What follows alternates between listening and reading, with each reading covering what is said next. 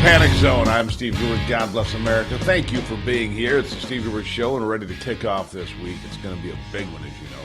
I'm America's voice, delivering an equitable, diverse, and inclusive broadcast. As always, so far no animals have been hurt in the creation of this program. Here are three big things you need to know. Number one, James Earl Carter Jr. You know him as Jimmy Carter. Widely considered one of the worst presidents of all time. He's also the oldest at 98 plus. But his days seem numbered now as he's gone into hospice. Number two, at Michigan State University, a plan to put more police on campus and harden the targets there. What a concept. Make it harder for killers to roam free. Good plan. And number three, speaking of Michigan State University and former presidents, it seems to me the flags are flying at half-staff so much anymore, I don't even know why most of the time. Do you? I thought about that a couple of years ago, and then again recently. I mean, why are they at half-staff pretty much perpetually? I mean, there are those that are old enough to remember that flags would fly at half-staff after the assassination of, say, President Kennedy in 1963, or Martin Luther King Jr. in 1968, and a few months later, Robert Kennedy. You know, and those were big events, seminal events in American history. But recently, I saw the flags at half-staff, and I thought, why is that? I had no idea. It seems that every time somebody, if some modest accomplishment dies, for whatever reason, the flags drop. Now, I fully understand why they're at half-staff today in Michigan as we recognize the loss of 3 college kids 1 week ago, but, and this is an honest question, should the flags be at half-staff all over the nation for the college kids that died at Michigan State University? I ask because there are dozens of mass shootings in Chicago every single year. I'm quite sure we don't drop the flags every time 4 or 5 gangbangers are gunned down in South Shore. In fact, they don't even pay attention in Illinois to the scores of bodies in the Windy City, while the governor and the legislature there work feverishly to disarm every other law-abiding gun owner in the state. That same mentality is, of course, coming to Michigan and any other state the socialists can target. And let me guarantee you this, once again, you will see a ballot initiative in 2024 in Michigan to ban so-called assault weapons and likely a whole lot more. Governor Gretchen Whitmer and her loyal anti-freedom fighters will be targeting a host of firearms. And if they can't get it through the state legislature, they will rely on what has become tried and true. Get it on the ballot.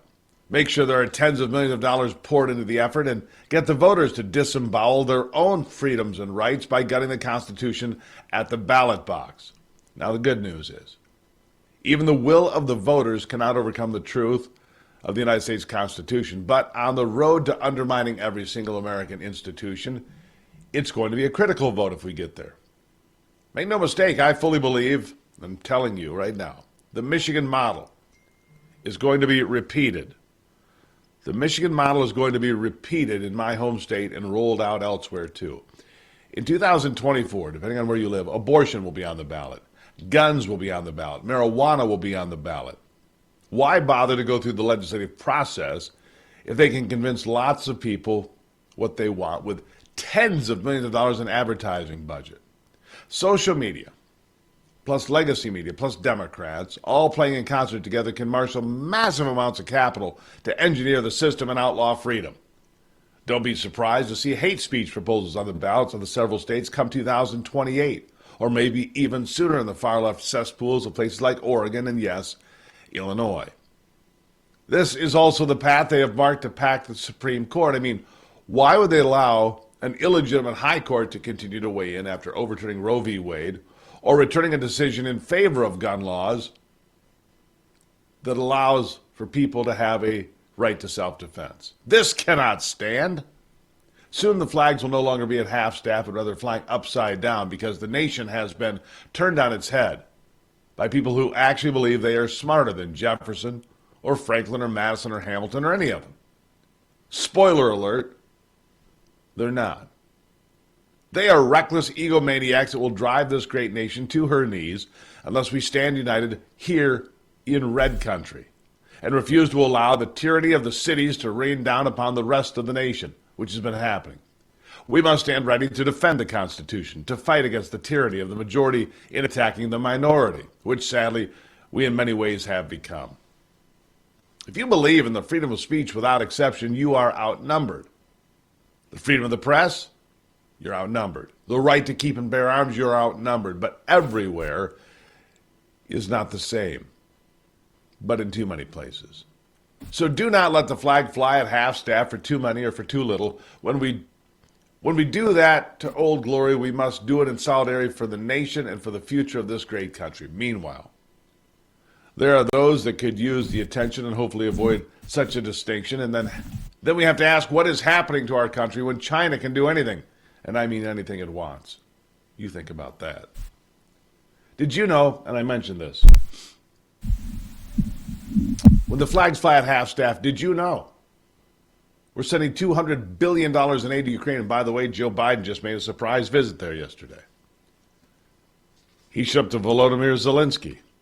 $200 billion we've now dedicated in aid to Ukraine. The biggest money laundering nation in the world, easily one of the most corrupt, that Joe Biden and his family have very close ties to. This is wrong on every level.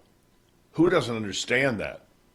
Well, John Kirby apparently doesn't understand that. Listen to this. But the question that's being asked by increasingly on Capitol Hill, and there's going to be another fight over another round of aid. We're about $200 billion into this so far. There are questions about where the U.S. commitment ends to this. I mean, we had a couple of lawmakers just return and say, Congressman Garamendi was one of them who said, I think this is a year from now going to be still going on, this exact same war. We don't know.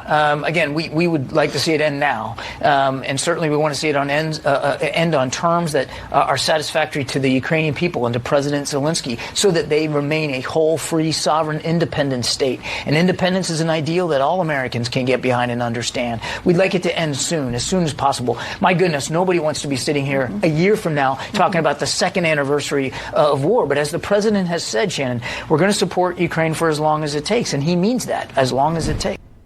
As long as it takes, and as much money as it takes. Your money, of course. We're going to get rid of as much of that as possible. And hey, John Kirby, speaking of actual conflict, what are we shooting down these days? What are these things floating over America? Can you give me just a little bit of insight on that? Here it is. We have since shot down 3 other objects. The president came out and said that they're most likely balloons tied to private companies, recreation or research institutes that are studying things like weather or other things. My understanding, correct us if we're wrong, we're told these missiles used to take out these balloons are over $400,000 each. One of them, apparently we used 2, and the balloon was only maybe worth $12. What do you tell the American people about our ability, our radar, our defenses to differentiate between real threats? Because we can't spend that kind of taxpayer money taking down hobby balloons. Well, we don't know exactly what these balloons were, and then we've called off now the search in Lake Huron and the one over Alaska, so we may never know completely. But the leading intelligence community assessment is that they were probably for benign purposes, whether it's weather or commercial scientific research. But the president made the best decision he could in the moment with the information that he had. He made a terrible decision, and you're telling me they can't find the balloon that went down in Lake Huron? The one in Alaska I could understand, but they know where it went down in Lake Huron. You can't find it? Okay. Go with that. Come on. Quick break, and I've got more, because you'll be shocked to learn what we're paying for in Ukraine. By the way, I want to tell you that when we come back. Don't go anywhere.